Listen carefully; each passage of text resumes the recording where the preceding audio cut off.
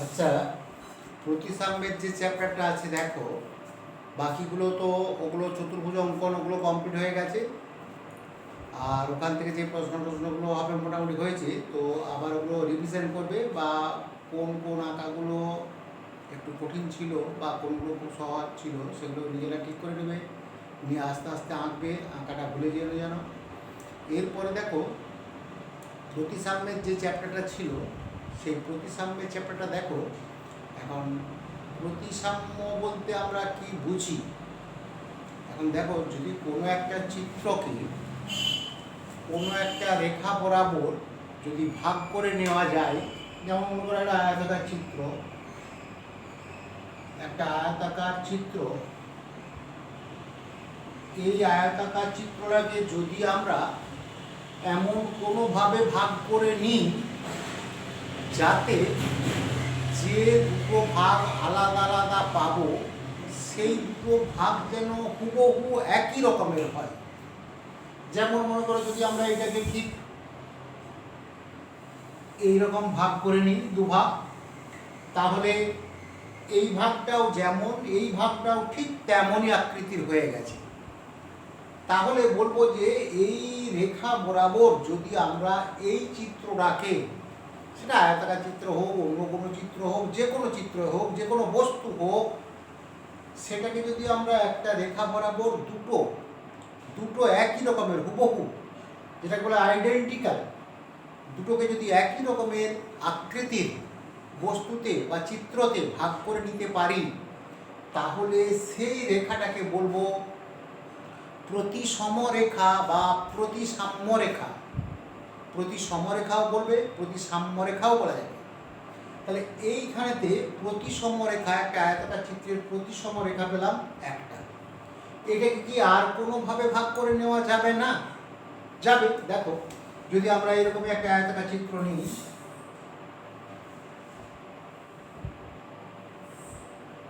তখন যদি এটাকে যদি এই দিকে ভাগ করে নিই,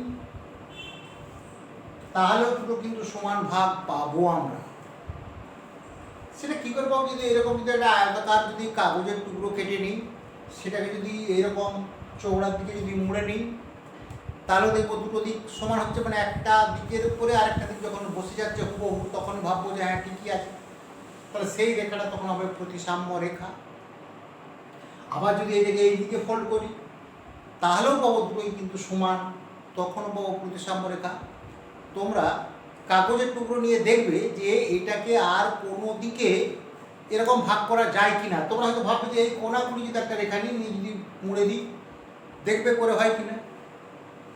তাহলে তোমাদেরকে এটাকে হাতে নাতেও দেখতে হবে, আর ছবি এঁকে তো দেখতেই হবে। তাহলে বুঝতে পারবে যে একটা বস্তুর বা একটা রেখার কতগুলো প্রতিসম রেখা পাওয়া যাবে, এবং সেগুলো ঠিক হচ্ছে কিনা তোমরা হাতে নাতে বিচার করে নিতে পারো, আর ছবিকেও করো, তারপরে আইডিয়া চলে আসবে। তাহলে আমরা প্রথম থেকে দেখে নেব যে জ্যামিতিক চিত্রগুলো, যদি বস্তু দেওয়া থাকে সেগুলো দেখবো আমরা। তারপর আমরা দেখে নেব যে জ্যামিতিক চিত্রগুলো কোন কোন চিত্রগুলোকে আমরা কতগুলো প্রতিসম রেখাতে দুটো আইডেন্টিক্যাল পার্টে বিভক্ত করতে পারি। দেখো, আমরা আসছি প্রথমেতেই।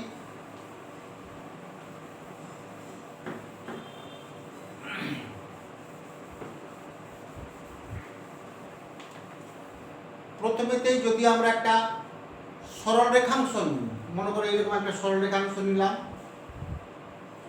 A B. যদি বলি এই সরল রেখাংশটাকে আমরা কোন প্রতিসম রেখা বা প্রতিসম অক্ষ বরাবর ভাগ করলে দুটোই আলাদা আলাদা একই পাবো, সেই অক্ষটা কি হবে? এ বির মাপও দেওয়া থাকতে পারে। একটা রেখাংশের প্রতিসাম্য রেখা বা প্রতিসম রেখা কোনটা হবে, আর যদি মাপ দিয়ে দেয় তাহলে তার প্রতিসম রেখা অক্ষ যেটাকে ভাগ করবে সেই মাপ দুটো কত কত হবে তাও হতে পারে। তাহলে সেটার ক্ষেত্রে দেখো, আমরা যদি এর এ বি সরলরেখাংশে যদি আমরা লম্ব সমদ্বিখণ্ডক অঙ্কন করি, তাহলে আমরা এ কে কেন্দ্র করে এ বি এর অর্ধেকের বেশি ব্যাসার্ধ নিয়ে উপরের দিকে একটা বৃত্তচাপ, এখানে নিচের দিকে একটা বৃত্তচাপ, বি কে কেন্দ্র করে একই ব্যাসার্ধ নিয়ে চাপ দিয়ে এই দুটোকে যোগ করে দিলে যেটা পাবো সেটা হবে এর লম্ব সমদ্বিখণ্ডক। তার মানে বলবো যে এই এমএনটা হলো এবি সরলরেখাংশের প্রতিসাম্য রেখা বা প্রতিসম রেখা। এই প্রতিসম রেখা এবি সরলরেখাংশকে এও এবং ওবি দুটো একদম ইকুয়াল পার্টে বিভক্ত করেছে, সমান ভাগে বিভক্ত করেছে। তাই এখানে এমএনটা হলো এবি সরলরেখাংশের প্রতিসম রেখা। আচ্ছা, আর কি কোনোভাবে এটাকে করা যেতে পারে? এখন যদি আমরা সরলরেখাংশকে বলি খুব সূক্ষ্ম সরু আকারে আঁকি, সেটা কিন্তু করা যাবে না। কিন্তু তোমাদের একটা ডাউট থাকতে পারে, তবে ইংরেজি যখন বড় হাতের আয় অক্ষরটা লেখা হয়, বড় হাতের আয় অক্ষরটা লেখা হচ্ছে মনে করে এরকম চওড়া করে আয় অক্ষরটা লেখা হচ্ছে, তাহলে এটাকে যখন করব তখন কিন্তু এই দিকে একটা প্রতিসম রেখা পাবো, আবার যদি লম্বা লম্বা যদি ছেদ করি তাহলেও কিন্তু একটা পাবো। সেক্ষেত্রে কিন্তু ইংরেজির যে বড় হাতের যে ক্যাপিটাল লেটার আইটা, তার কিন্তু দুটো প্রতিসাম্য রেখা পাবো আমরা। কিন্তু তোমরা যখন সরল রেখাংশ করবে তখন সরল রেখাংশের ক্ষেত্রে কিন্তু এর প্রতিসাম্য রেখা পাবে একটি। ঠিক আছে, এরপরে দেখো যদি তাহলে আমরা কি করব, একটা সরল রেখাংশের প্রতিসাম্য রেখা পাবো একটি। এবারে যদি আমরা একটা কোণ নিই, সেই কোণটা এমনই একটা কোণ পি কিউ আর, যদি এই কোণটা এরকম হয়, মান যাই হোক না কেন, তার সঙ্গে আমার সঙ্গ নেই, যদি তার দুটো বাহু পি কিউ এবং কিউ আর, এই দুটো বাহুর দৈর্ঘ্য যদি সমান হয়, তার মানে কি, যদি আমরা একটা এমন কোণ নিই যার বাহু দুটো আর্মস অফ দ্য অ্যাঙ্গেল, যদি বাহু দুটো যদি সমান হয়, তাহলে সেই কোণটার প্রতিসম রেখা কোণটা পাবো। সেইটা পাবো, দেখো একটু ভাবলেই পাবে। যদি আমরা করি পি কিউ আর কোণের সমদ্বিখণ্ডক অঙ্কন করি, সমদ্বিখণ্ডক যখন অঙ্কন করব, সে তোমরা সমদ্বিখণ্ডক অঙ্কন করতে পারো, যে কোনো একটা ব্যাসার্ধ নিয়ে চাপ নেবে, তারপরে এখান থেকে এখানটা সমান করে নিয়ে নেবে, নিয়ে দিয়ে কাটবে, এখান থেকে কাটবে, কেটে যেটা হলো সেটা হয়ে গেল প্রতিসম রেখা কিউ পি কিউ এস। তাহলে তখন কি হলো না, প্রতিসম রেখাটা হচ্ছে বাইসেক্টর অফ দ্য অ্যাঙ্গেল।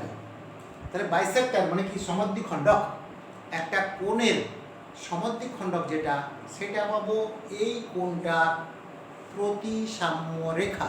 তাহলে কোণের ক্ষেত্রে পাবো, রেখাংশের ক্ষেত্রে পাবো। এরপরে আমরা চলে আসবো ত্রিভুজের ক্ষেত্রে, বিভিন্ন ধরনের ত্রিভুজ।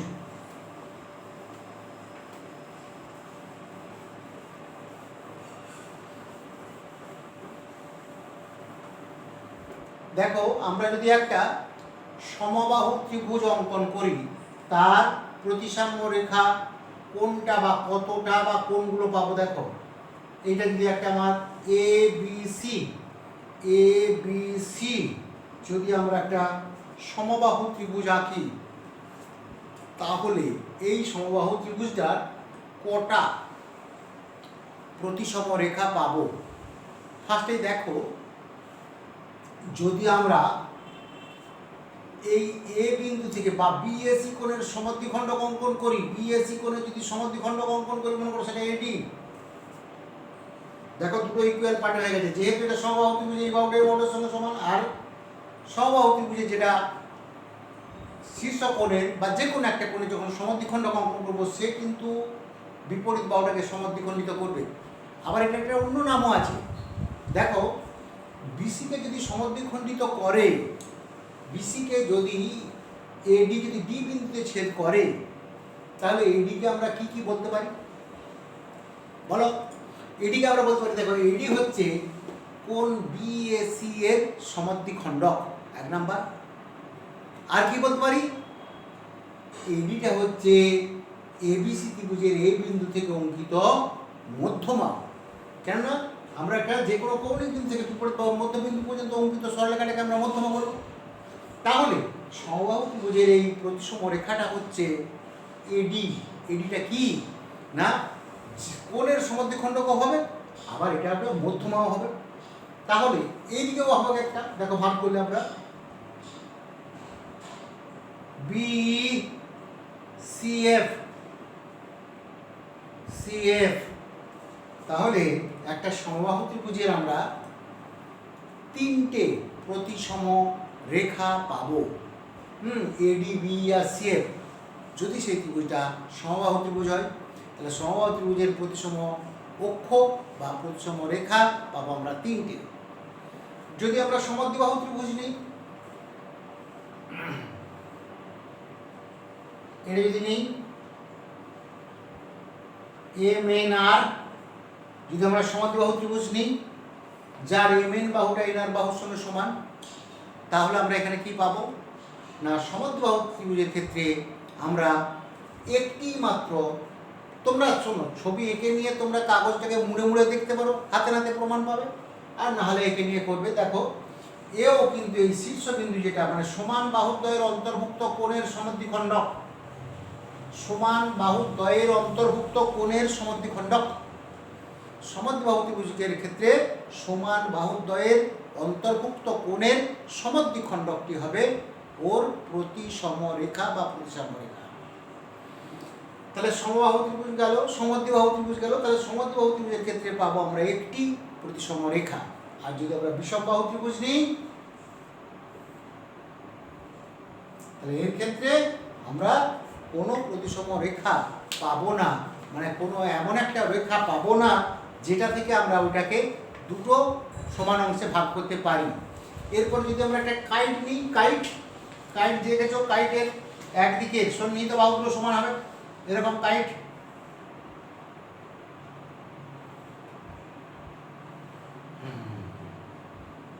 এ বি সি ডি কাইটের ক্ষেত্রে দেখো, কাইটের ক্ষেত্রে প্রতিসম রেখা পাবো আমরা একটি, যেটা হচ্ছে দেখো এই যে সন্নিহিত বাহুগুলো সমান, এই দিকে যে কর্ণটা টানা হবে এইদিকেও সমান তুলে দেবো।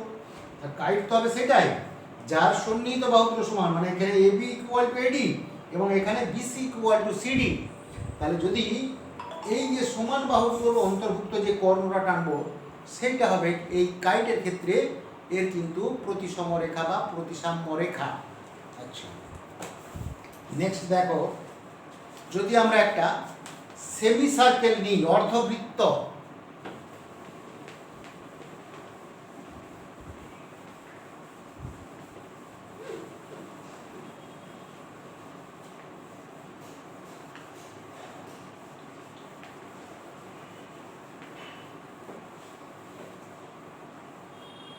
দেখো যদি আমরা একটা অর্ধবৃত্ত নিই, সেখানে দেখো অর্ধবৃত্তটা আঁকছি, দেখো এরকম যদি একটা অর্ধবৃত্ত নিই, তাহলে এর এই অর্ধবৃত্তটার প্রতিসম রেখা কোনটা হবে।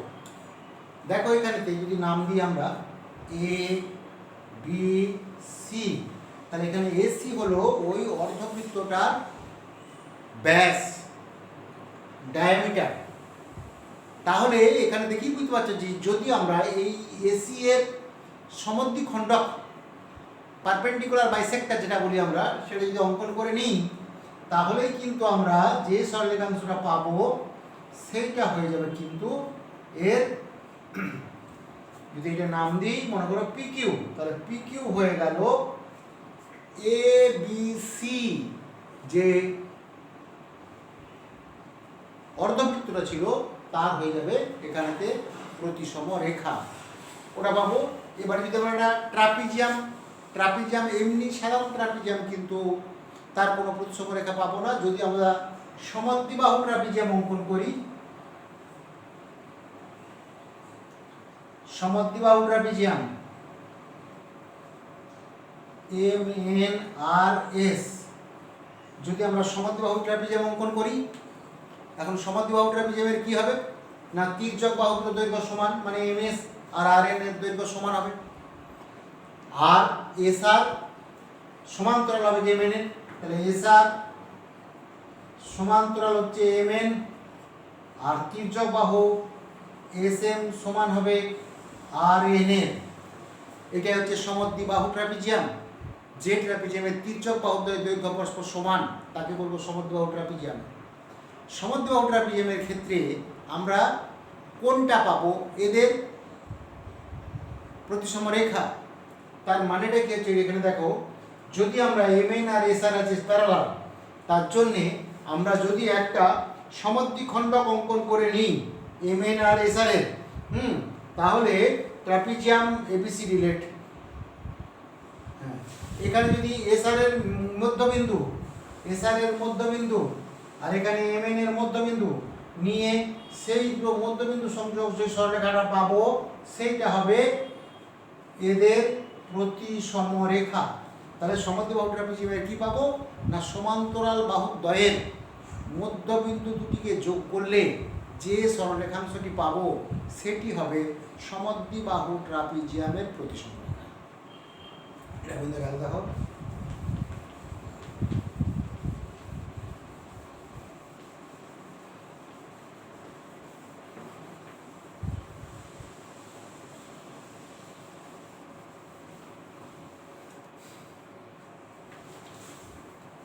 এরপরে দেখো আমাদের আয়তক্ষেত্রের ক্ষেত্রে কি পাবো, রম্বসের ক্ষেত্রে কি পাবো। দেখো আয়তক্ষেত্রের বেলায় আমি প্রথমেই দেখিয়েছি, আয়তক্ষেত্রের বেলায় আমরা পাবো এই দিকে পাবো একটা আর এই দিকে পাবো একটা, তার মানে কি বিপরীত বাহুগুলোর মধ্যবিন্দুগুলো যোগ করলে যে দুটো সরলরেখাংশ পাচ্ছি, বিপরীত বাহুগুলোর মধ্যবিন্দুগুলো যোগ করলে যে দুটো সরলরেখাংশ পাচ্ছি সেই দুটো হবে আয়তক্ষেত্রের প্রতিসম রেখা।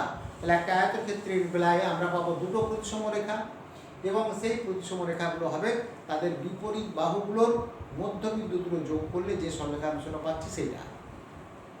আর পাবো বর্গক্ষেত্রের বেলায় কি কি পাবো। দেখো বর্গক্ষেত্রের বেলায়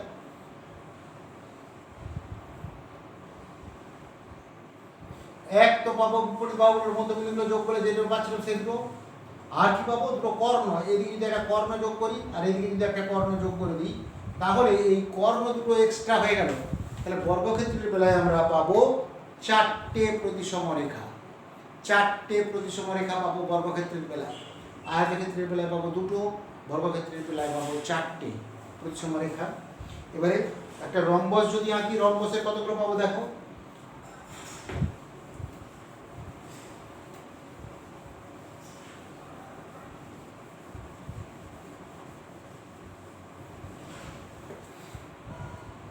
রম্বসের দেখো, রম্বসের চারটে বাহু দৈর্ঘ্য সমান।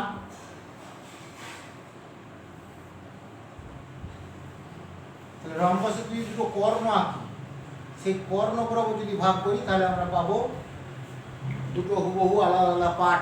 তাহলে রম্বসের ক্ষেত্রে পাবো দুটো কর্ণ পাবো আমরা প্রতিসম রেখা। তাহলে রম্বসের বেলায় পাবো দুটো কর্ণ, আর সামান্তরিকের বেলায় আমরা কোনো কিছু পাবো না। তাহলে রম্বসের পাবো দুটো কর্ণ, বর্গক্ষেত্রের পাবো চারটে, আয়তক্ষেত্রের পাবো দুটো। আচ্ছা আর পাবো আমরা সমদ্বিবাহুর বৃত্ত যদি করি আমরা। দেখো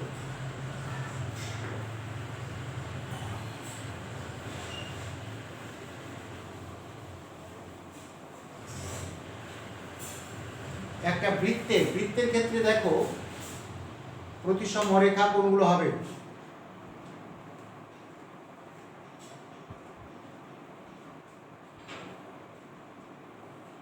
বৃত্তের ক্ষেত্রে দেখো যদি এর যদি ব্যাসগুলো অঙ্কন করি,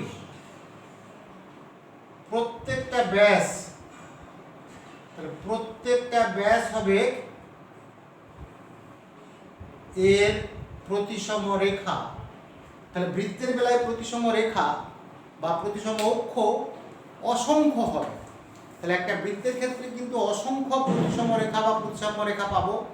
তাহলে এই বৃত্ত দেখো এরপরেতে তাহলে আমরা এই মোটামুটি চিত্রগুলো সবই পেয়ে গেলাম, আয়তক্ষেত্র, বর্গক্ষেত্র, রম্বস, বৃত্ত, ট্রাপিজিয়াম, হ্যাঁ এই সরলরেখাংশ, কোণ, এগুলো সবগুলো পেয়ে গেলাম।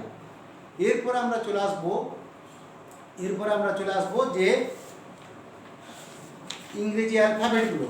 ইংরেজি অ্যালফাবেটগুলোর মধ্যে কোন কোন অ্যালফাবেটগুলোর প্রতিসম রেখা পাবো বা কোন কোন অ্যালফাবেটগুলোকে আমরা ভাগ করতে পারবো একটা রেখা বরাবর, যেটা দিয়ে সমান দুটো অংশে ভাগ করা যাবে। যেমন দেখো আমরা ইংরেজি বর্ণমালা দেখো এ, বি, সি, ডি, ই, এই চারটে অক্ষরকে যদি আমরা এইটাকে যদি এইদিকে ভাগ করি তার মানে কি উলম্ব অক্ষ বরাবর, বি কে যদি আমরা, বিটা ঠিক লেখা হয়নি, বিটাকে যদি আমরা এরকম করে লিখতে হবে, দুটো এই সমান করে করতে হবে। দেখো বিটাকে যদি আমরা এরকম করে করি তাহলে সেখানে দিয়ে উলম্ব অনুভূমিক অক্ষ বরাবর, সি কেও অনুভূমিক, ডি কেও অনুভূমিক, ই কেও অনুভূমিক অক্ষ বরাবর যদি ভাগ করি তাহলে আমরা পাবো ওর প্রতিসম অক্ষগুলো।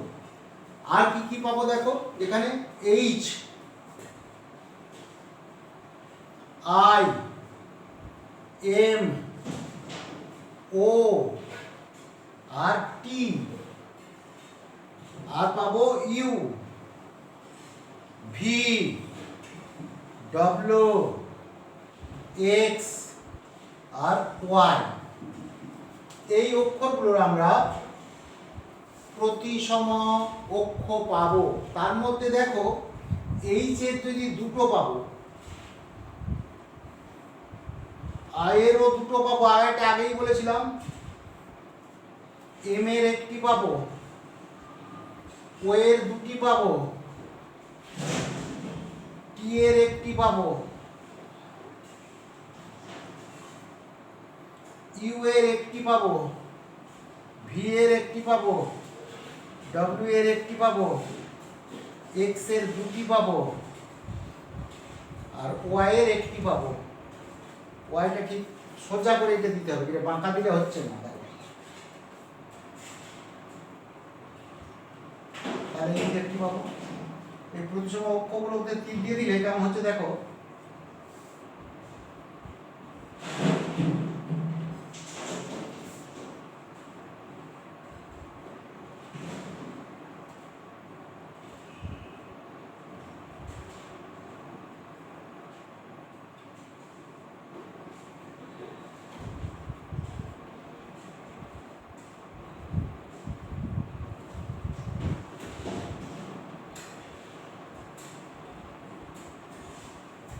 দেখো আমরা কি কি পেয়ে গেলাম দেখো।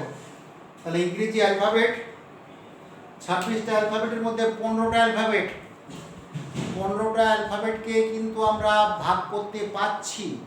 তার মানে কি, এই চিত্রগুলো কিন্তু প্রতিসম চিত্র। যে চিত্রটাকে আমরা ওই রকম কোনো অক্ষ বরাবর দুটো সমান অংশে ভাগ করতে পারবো সেই চিত্রটা হচ্ছে প্রতিসম চিত্র। তাহলে ইংরেজি অ্যালফাবেটগুলোর মধ্যে 15টা কিন্তু প্রতিসম চিত্র। দেখো A B C D E, H I M O T, U V W X Y. তাদের মধ্যে দেখো কার কার দুটো করে প্রতিসম অক্ষ আছে, এইচ এর দুটো, আই এর দুটো, ও এর দুটো আর এক্স এর দুটো। বাকি সবারই কিন্তু একটি করে প্রতিসম অক্ষ আছে। তাহলে ইংরেজি অ্যালফাবেটগুলোর মধ্যে 15টা অ্যালফাবেট প্রতিসম। তার মধ্যে একটা, দুটো, তিনটে, চারটে এইচ, আই, ও আর X. H I O X এই চারটের, এইখানে দেখো এই চারটের কিন্তু দুটো করে প্রতিসম অক্ষ আছে, বাকিগুলো সব কিন্তু একটা করে। তার মানে কি 15টা হচ্ছে প্রতিসম অক্ষর, সেই প্রতিসম অক্ষরগুলোর মধ্যে চারটের আছে দুটো করে প্রতিসম অক্ষ, বাকিগুলো সব একটা। তাহলে শোনো, আজকে শুধু এইটা হলো প্রতিসম রেখা, পূর্ণনে যাচ্ছি না, এইটাই তোমরা প্রত্যেকটি চিত্রকে আমি বলে দিচ্ছি কাজ এইটাই। দেখো যে প্রত্যেকটা চিত্রকে তোমরা আঁকবে, আমি বলে দিচ্ছি কি কি আঁকবে। দেখো প্রথমেই বলে দিচ্ছি একটি সরলরেখাংশ, মানে আমার প্রশ্নটা হচ্ছে এটাই যে নিচের চিত্রগুলির প্রতিসম অক্ষ আঁকো এবং কটি করে বলো। তাহলে কি হলো, প্রথমে বলে দিচ্ছি, দিয়ে 1 নম্বর হচ্ছে ধরো সরলরেখাংশ, আমি যা পর দেখে গেছি। সরলরেখাংশ হলো, 2 নম্বর হচ্ছে কোণ, 3 নম্বর হচ্ছে ত্রিভুজ করেছিলাম বোধহয়, সমবাহু ত্রিভুজ, সমদ্বিবাহু ত্রিভুজ, বিষমবাহু ত্রিভুজ, যার ক্ষেত্রে পাবে না, লিখতে হবে না। আয়তক্ষেত্র, বর্গক্ষেত্র, রম্বস, সমদ্বিবাহু ট্রাপিজিয়াম। আর কিছু করছিলাম কি? আর এই যতগুলো অক্ষর হলো সেই অক্ষরগুলো প্রত্যেকটিকে আঁকবে, এঁকে ডান দিকে লিখবে কটি প্রতিসম রেখা পাচ্ছি, আর প্রতিসম রেখা কোনটি। মনে করো এখানে লিখলে যে একটা চিত্র আঁকলে দিয়ে বলে যে এই আয়তক্ষেত্রটির এবিসিডি আয়তক্ষেত্রের প্রতিসম অক্ষ দুটি, সেগুলি হলো এ বি আর সিডি। যা যা বলবে, মনে করো এরকম এঁকেছো, আমি দেখে দিচ্ছি। এটা